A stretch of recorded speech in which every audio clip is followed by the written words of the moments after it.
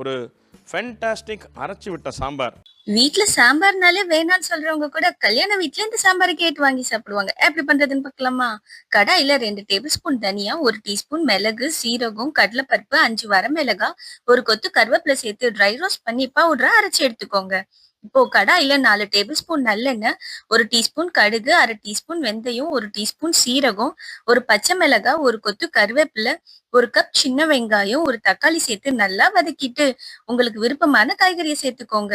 அது கூட 1/2 டீஸ்பூன் மஞ்சத்தூள், 1 டேபிள் ஸ்பூன் மிளகாத்தூள், 1 டீஸ்பூன் பெருங்காயத்தூள், தேவையான உப்பு சேர்த்து கலந்து 2 கிளாஸ் தண்ணி ஊத்தி மூடி போட்டு 10 நிமிஷம் லோ ஃப்ளேம்ல வச்சிருங்க.